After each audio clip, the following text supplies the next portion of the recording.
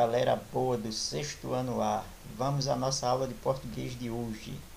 Continuando com o nosso livro, do projeto A Prova Brasil, nós vamos estudar dois gêneros textuais, o relato pessoal e o relato de viagem. Estes gêneros são bem parecidos, já que eles vão relatar fatos, acontecimentos, no primeiro caso, acontecimentos da vida de alguém, e no segundo caso, acontecimentos de uma viagem, não é isso? No relato de viagem, vão ser descritos ambientes, certo? Locais turísticos, geralmente vai ter uma bela descrição aí dos ambientes onde acontecem a viagem, ok? Então vamos à nossa aula, preste bem atenção e vamos aprender um pouquinho mais, ok? E aqui se tem a definição de relato pessoal, certo? Diz assim: o relato pessoal é um gênero em que o autor tem a intenção de relatar vivências pessoais, por isso ele é protagonista dos fatos que conta e que são apresentados com base em seu ponto de vista. A linguagem empregada contém marcas de subjetividade, já que esse tipo de relato tem caráter autobiográfico e confessional. Os textos desse gênero são publicados em livros e revistas, impressos e digitais, ou em blogs e sites.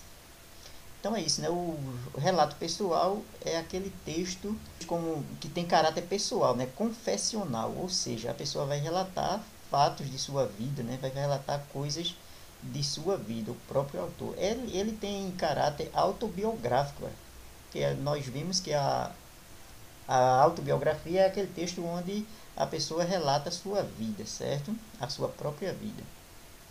Mas ela se diferencia do relato porque o relato geralmente vai contar um fato de sua vida, certo? Enquanto a autobiografia vai relatar um período mais extenso da vida da pessoa, ok? Então essa é a diferença. Vamos ver aqui um exemplo de relato pessoal, certo? Aqui embaixo nós temos: leia o texto a seguir e faça o que se pede. Por que decidi ser professora? Então diz assim: uma das perguntas que me fazem com maior frequência junto com a classe: você gosta mesmo de dar aulas? É com relação à própria escolha. Em 2006, quando prestei vestibular para letras, juntamente com filosofia em outra universidade, decidi que seria professora. Não seria tradutora, não seria intérprete, revisora, quem sabe. Mas, com toda certeza, optaria pela licenciatura e pela pesquisa, pela qual sou fascinada. O magistério é uma das atividades mais desvalorizadas do Brasil, não só com relação à péssima remuneração, mas quanto ao estigma social. Não há nenhum incentivo para que um brasileiro se torne professor. E, ao respondermos qual é nossa profissão, dificilmente ouviremos como resposta: puxa, que bacana! Pelo contrário, o sentimento de pena é de quase imediato. Resultado: o magistério se torna a opção dos desesperados, quando não há mais nada a ser feito. Em pesquisa feita pela Fundação Carlos Chagas, descobriu-se que apenas 2% dos estudantes do ensino médio têm como primeira opção no vestibular algum curso diretamente ligado à docência. Então, por que optar por um caminho tão árduo? Por que ser professor? A simplicidade da resposta é tanta que parece deixar tudo em suspenso. Escolhi ser professora porque o magistério é uma das atividades mais bonitas, mais apaixonantes, mais gratificantes que existem. Árdua, sem dúvida, mas indescritivelmente bela. Conhecer nossos alunos, transmitir conhecimento, receber reconhecimento, Receber, claro, porque a troca é constante e infinita. Criar laços, ver o desenvolvimento e contribuir para que ele se dê de forma prazerosa. Aprender sempre, muito. Mostrar ideias novas, caminhos novos. Mentiria se negasse que sou e continuarei sendo idealista e que acredito com toda firmeza na capacidade de transformação social pela educação. Educação, sim, porque todo professor tem um pouco de educador. Talvez seja ingenuidade, mas receber um abraço no final do dia, ler um tor com saudade no Facebook durante o fim de semana, ouvir desabafos daqueles que confiam tanto em você, que decidem compartilhar um pouco mais de suas vidas. Essas pequenas, gigantes coisinhas fazem com que valha a pena. Quem já não ouviu que aquele que trabalha com o que ama nunca tem que trabalhar? Eu me divirto dando aulas. Ouço meus alunos, compartilho experiências, rimos todos juntos, acredito no que faço, acredito nos meus alunos, no potencial que cada um deles tem de transformar a sua própria realidade, no esforço de cada um. Ser professora não é profissão, é uma missão. Aqui nós temos a referência por que decidi ser professora, Gele10, disponível em www.gele10.org.br, né, porque decidi ser professora. Portanto, aqui é a fonte de onde foi tirado esse texto. Okay?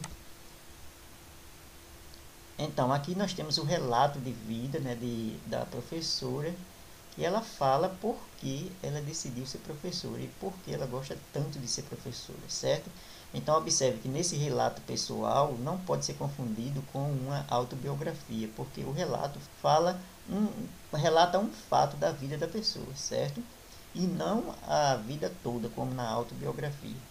Essa é a principal diferença, certo? Então, vamos ver aqui as perguntas sobre este relato pessoal. Primeiro, com base na leitura do texto, por que a professora decidiu escrever um relato de sua experiência? Olhe como essa resposta, como essa pergunta está fácil, né? Ela, no começo do texto, fica claro por que foi que ela teve a ideia de escrever esse relato. No começo do texto, né? Se você observar direitinho, você vai ver lá que no começo do texto fica bem claro. O texto não diz, por esse motivo ela resolvi escrever o relato. Não, o texto não diz isso, mas você entende, né? Pelo início do texto você entende por que ela escreveu o relato pessoal. Ok, gente? Muito fácil, viu? A segunda pergunta diz assim, releia o trecho, né? O trecho diz assim, o magistério é uma das atividades mais desvalorizadas do Brasil, não só com relação à péssima remuneração, mas quanto ao estigma social. Não há nenhum incentivo para que um brasileiro se torne professor. E, ao respondermos qual é a nossa profissão, dificilmente ouviremos uma resposta, puxa, que bacana. Pelo contrário, o sentimento de pena é quase imediato. Resultado, o magistério se torna a opção dos desesperados quando não há mais nada a ser feito. Então, de acordo com esse trecho, responda o que é fato e o que é opinião. Olhe, de acordo com esse trecho, o que é que ela diz aqui que é um fato, certo? Não é uma opinião, é um fato. E qual é o que ela diz que é uma opinião, é uma maneira dela ver a coisa, certo? Então, está muito simples, né? Algumas informações aqui são fatos, certo? Fato mesmo. Mas tem uma opinião dela, o que ela, na visão dela, na visão da pessoa que escreveu, certo? No caso da professora. Então, você observa aí direitinho e bota aí, opinião, isso. Você pode até botar com suas palavras, de acordo com o que ela disse aqui, certo? E também a opinião dela. Ok, gente? Tá simples também isso aqui, viu? Tá fácil. Vamos à próxima. Na terceira questão, diz assim, conhecer nossos alunos, transmitir conhecimento, receber conhecimento. Receber, claro, porque a troca é constante e infinita.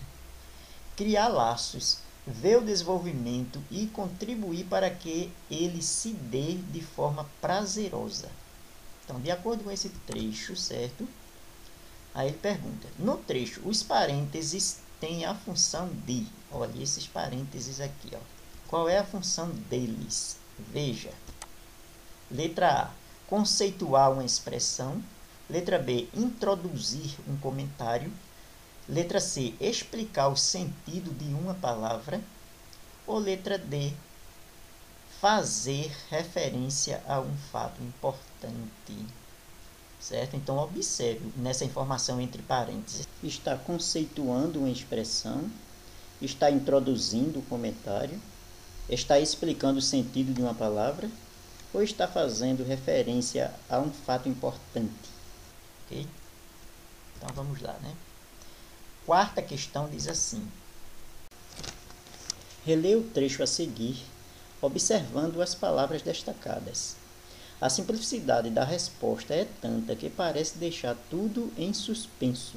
Escolhi ser professora porque o magistério é uma das atividades mais bonitas, mais apaixonantes, mais gratificantes que existem. Árdua, sem dúvida, mas indescritivelmente bela. Aqui embaixo ele diz: sobre a função dos adjetivos destacados, marque a afirmativa mais adequada. Olhe, nesse trecho temos vários adjetivos destacados. Lembrando que os adjetivos são palavras que expressam características ou qualidades, certo? Então, bonitas, apaixonantes, gratificantes, árdua e bela. Então, ele pergunta, sobre a função dos adjetivos destacados, marque a afirmativa mais adequada. Letra A. Caracterizam o ambiente escolar segundo os professores em geral.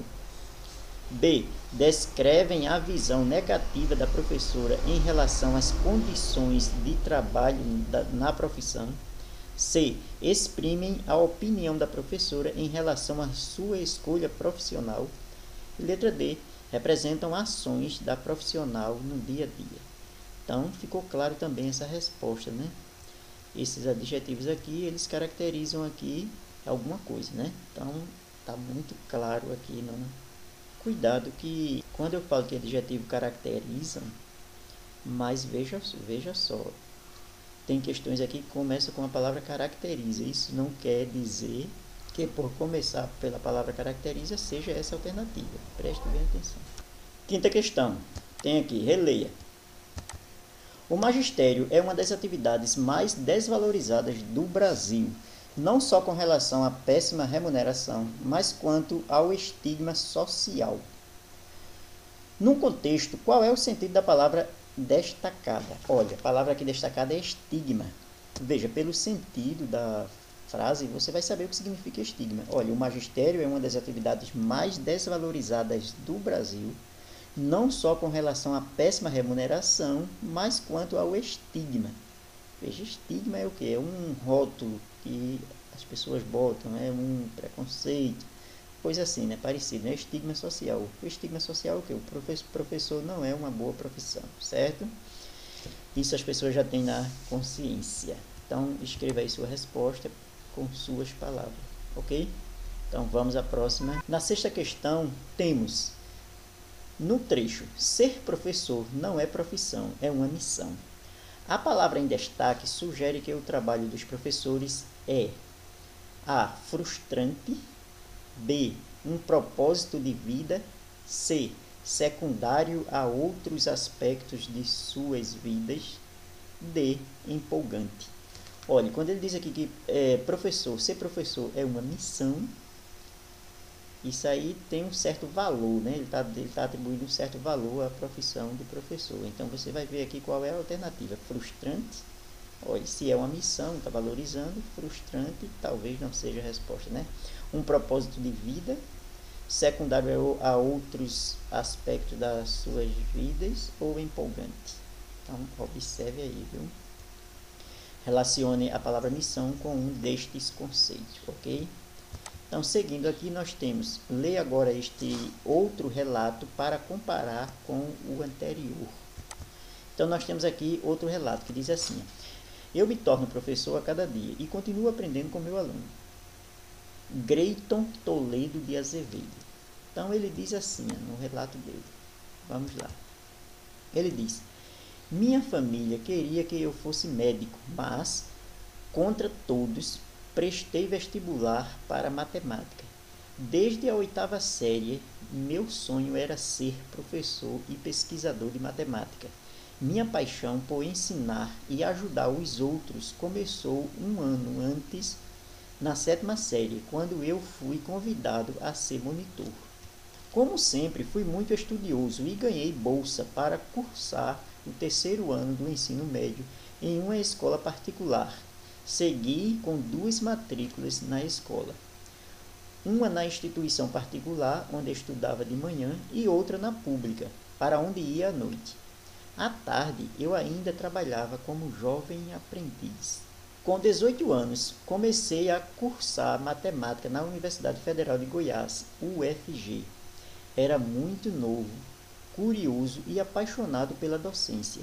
Aos 19 anos, já estava trabalhando como estagiário no Colégio de Aplicação da Federal e fiz formação em programação. Depois de formado, passei em um concurso para dar aula no ensino médio do Colégio de Aplicação e para o Fundamental 2, no município de Goiânia.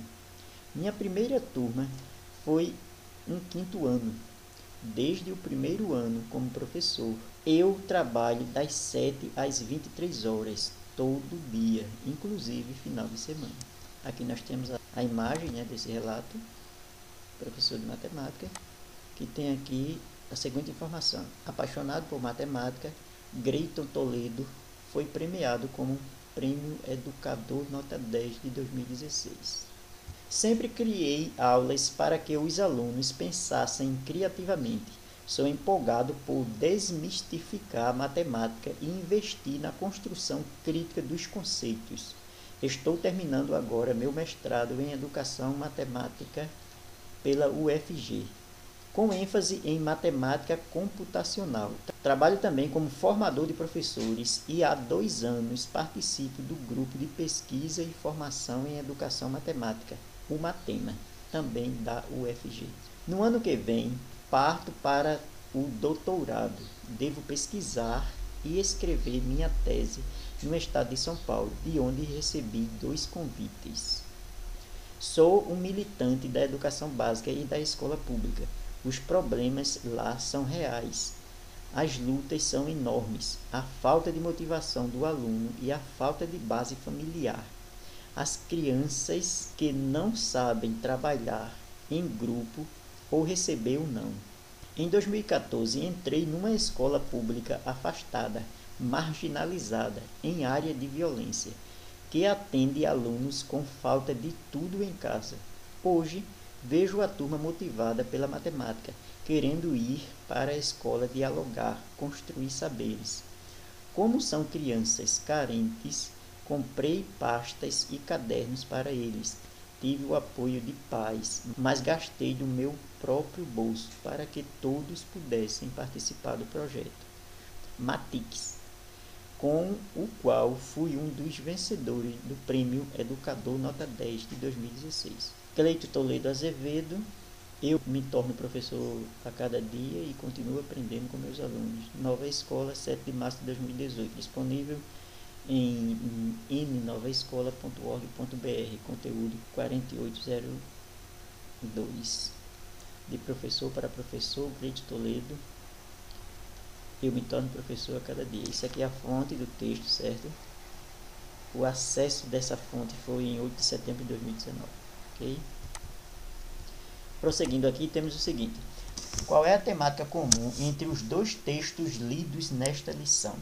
Então, olha, tem algo em comum entre os 2 textos, certo? Então, você vai dizer aqui o que há em comum entre o texto desse camarada aqui, desse professor de matemática,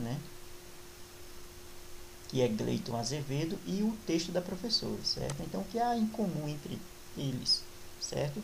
Os 2 falam algo em comum, então você vai dizer. A 8ª questão diz assim: De que maneira os dois relatos se assemelham no que diz respeito à importância do trabalho do professor em sala de aula?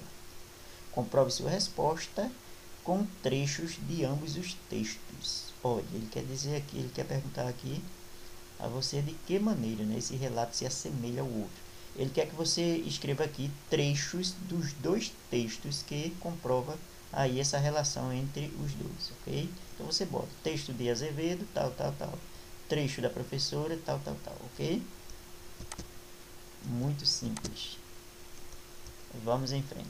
Nona questão diz assim: em que pessoa do discurso ambos os textos foram escritos?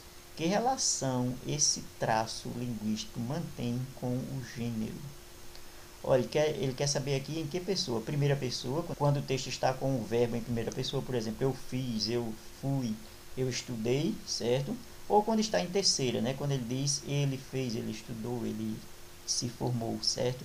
Então ele pergunta aí em que pessoa do discurso ambos os textos foram escritos. Na primeira, quando a pessoa participa da história, ou na terceira, quando se fala de alguém, certo?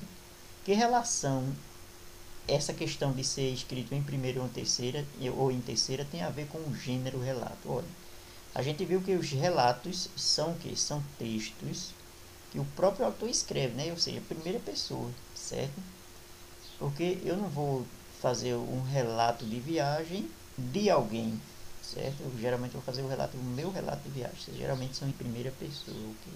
Ou seja, ele quer que você diga, né, primeira ou terceira e por quê, né, em relação ao gênero, certo? Ok, então vamos lá. 10ª questão. Com 18 anos, comecei a cursar matemática na Universidade Federal de Goiás, UFG. Era muito novo, curioso e apaixonado pela docência. Aos 19 anos, já estava trabalhando como estagiário no Colégio de Aplicação da Federal e fiz formação em programação. Depois de formado, passei em um concurso para dar aula no ensino médio do Colégio de Aplicação e para o Fundamental 2 no município de Goiânia. Minha primeira turma foi um quinto ano. Desde o primeiro ano, como professor, eu trabalho das 7 às 23 horas por dia, inclusive final de semana. Os acontecimentos apresentados no texto são verdadeiros? Justifique sua resposta. Olha, ele quer que você diga se os acontecimentos são verdadeiros ou não. Para que a gente explique por que os acontecimentos são verdadeiros, a gente pode focalizar aqui as referências que ele dá, né? Por exemplo, ele dá o nome da universidade em que ele estudou, o nome do colégio de aplicação em que ele começou estudando e o nome da cidade, né? Então, isso aí pode justificar se os acontecimentos são ou não verdadeiros. A outra questão diz assim: lê o trecho a seguir e responda à atividade 11. Sou militante da educação básica e da escola pública. Os problemas lá são reais, as lutas são enormes, a falta de motivação do aluno, a falta de base familiar, as crianças que não sabem trabalhar em grupo ou receber um não. Olha, isso aqui são os problemas, né? Ele pergunta. Observe a função do advérbio destacado. A que ele se refere? Olha, esse advérbio aqui, lá, se refere ao quê? Certo? Olha lá. Isso é um advérbio, né? Advérbio de lugar, que indica lugar. Então, esse lugar aqui, que lugar é esse? Esse lá. Então, você vai dizer aqui, se refere a, de acordo com o texto, ok? Então, vamos prosseguindo. Aqui nós temos o relato de viagem. Veja só. Vamos ver a definição.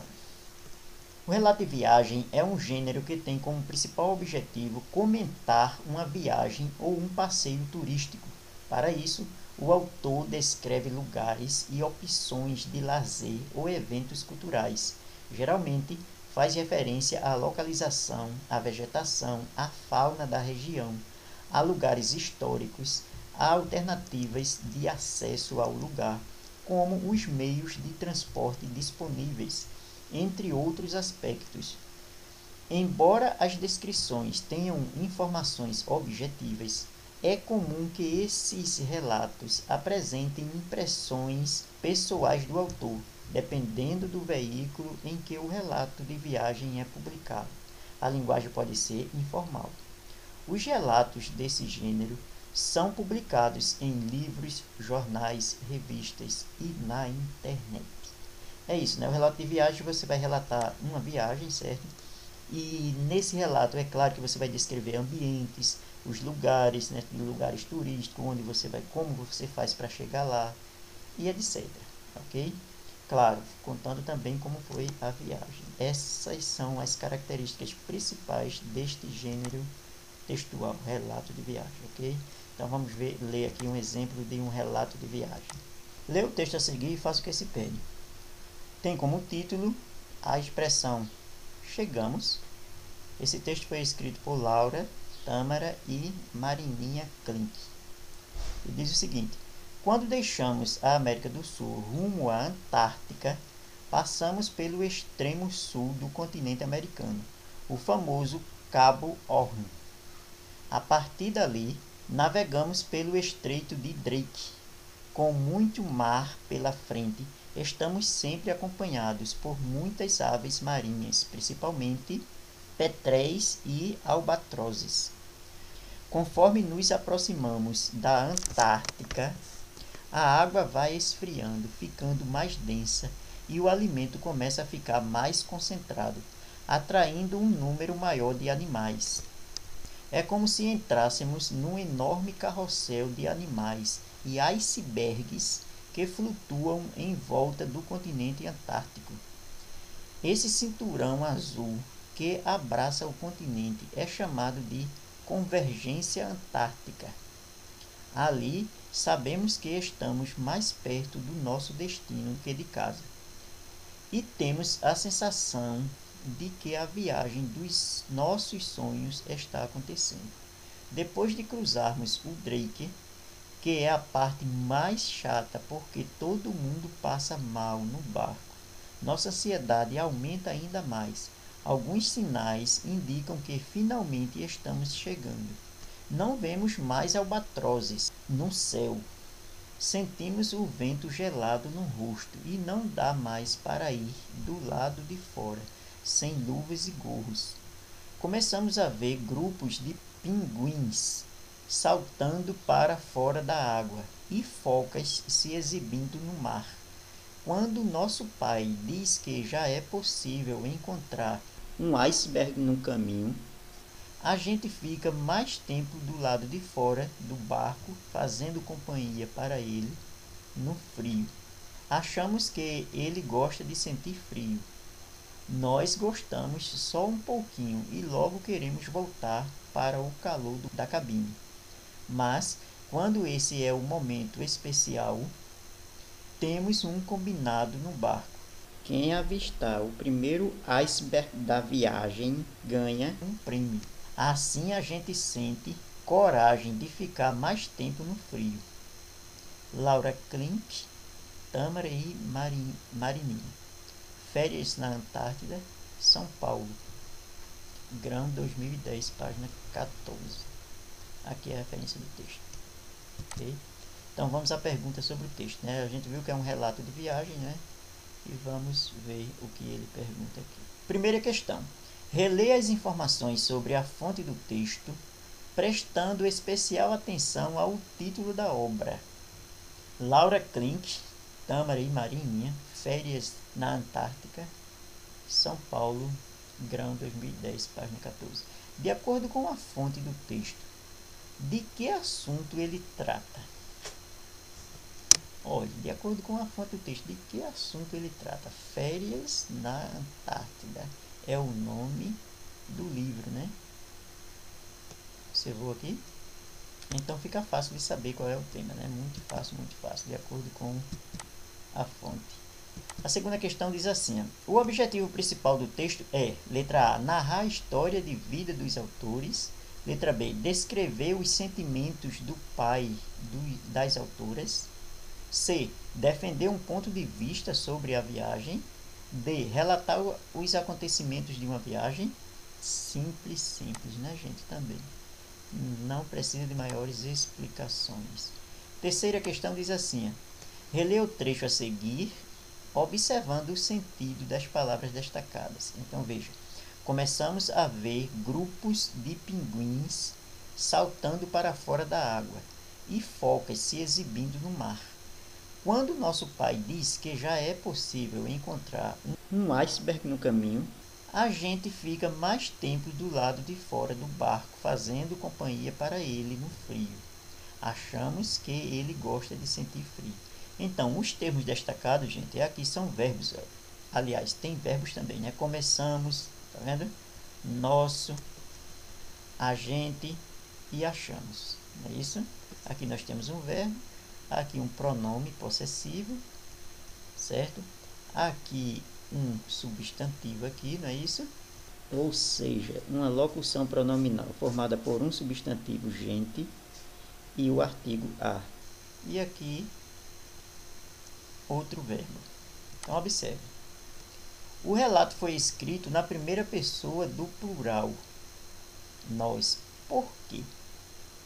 Olha, nós vimos aí, né? Veja, nós vimos aí que os relatos são textos muito pessoais, né? Então, fica claro aí porque ele utiliza muito a primeira pessoa. No caso aqui, é a primeira pessoa do plural, porque não é só uma pessoa, não é isso? Então, você vai dar a sua resposta neste sentido.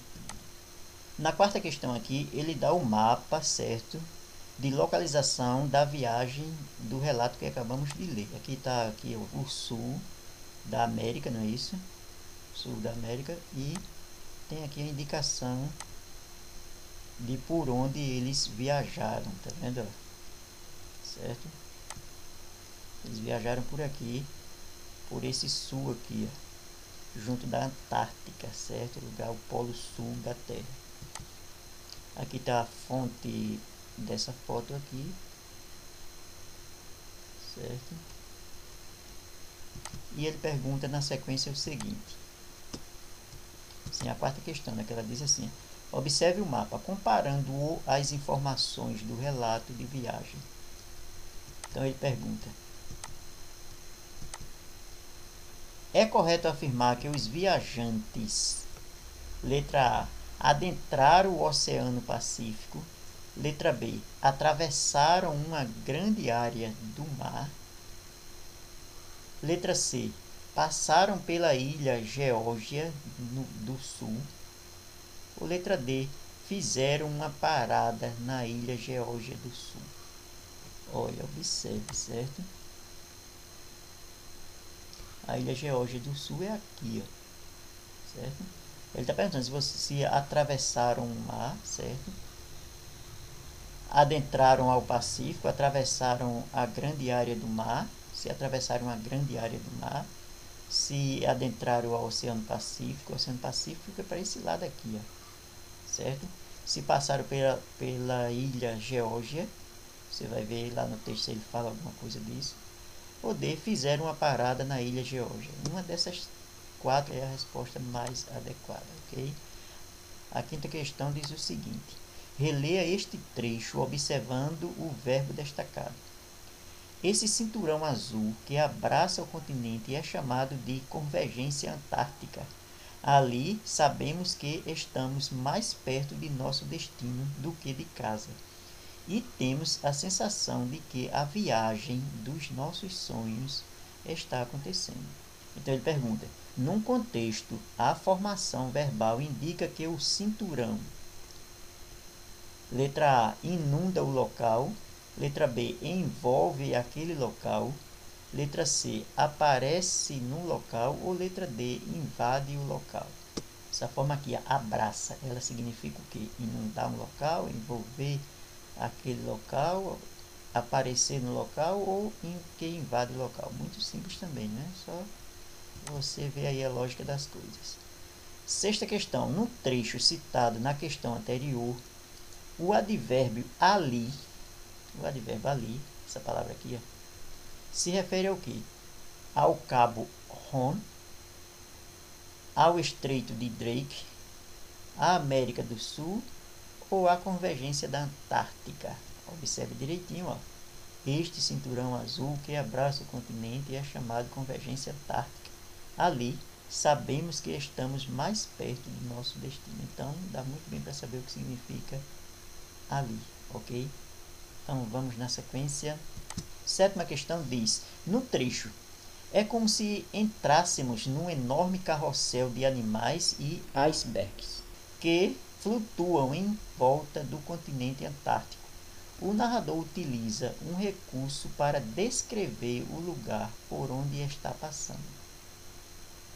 Olha, ele utiliza um recurso aqui para que fique bem expressivo, né? O que ele quer falar. Ó, é como se estivéssemos num enorme carrossel. O que é que carrossel tem a ver aqui, né? Então, isso é um recurso de linguagem. Então, esse recurso de linguagem é um retrato, uma repetição, uma comparação ou um desenho. Observa, é como se entrássemos num enorme carrossel. É claro que não está entrando em um carrossel, mas ele faz aqui, ele utiliza como recurso.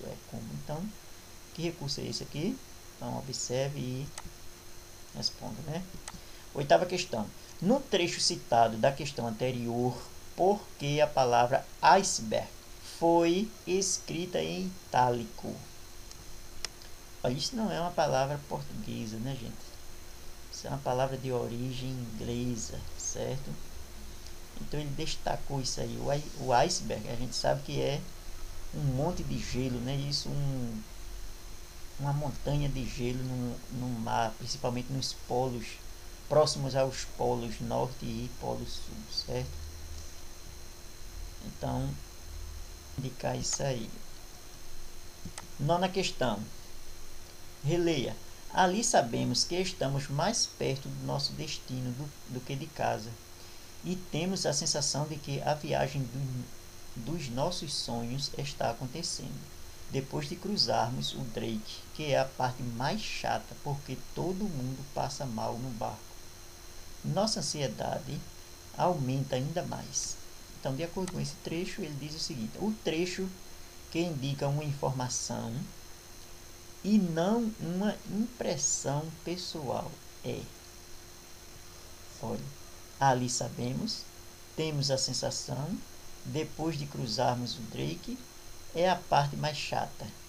Então, nesse trecho aqui, de acordo com esse trecho aqui, né, ele pergunta qual é a informação aqui que não é uma impressão, né, não é uma opinião, certo? Qual é? Ali sabemos, temos a sensação, depois de cruzarmos o Drake, ou é a parte mais chata. Então, só uma aqui, certo? Que não é. Então, qual é o trecho aqui que indica uma informação, certo? E não uma impressão, uma opinião. Então, eu quero que você marque aí a resposta correta. Décima questão diz assim: a informação principal do trecho depois de cruzar o Drake, que é a parte mais chata porque todo mundo passa mal no barco, nossa ansiedade aumenta ainda mais. Essa parte aí é, letra A. A parte mais chata da viagem é o cruzamento do Estreito de Drake. B. Todos passam mal durante o cruzamento do Estreito de Drake. A ansiedade das alturas aumenta após o cruzamento do Estreito de Drake. O fato de as alturas terem cruzado o Estreito de Drake. Então, qual é a informação principal desse trecho? É uma dessas aqui. Uma dessas aqui é a informação principal desse trecho, que começa aqui e termina aqui, ok? Então é isso, né? Por hoje é só, né? Terminamos esse capítulo. Vocês respondam aí as questões e enviem para mim no grupo de respostas, ok? Então, uma boa aula, uma boa leitura e uma boa aula para vocês. Até a próxima.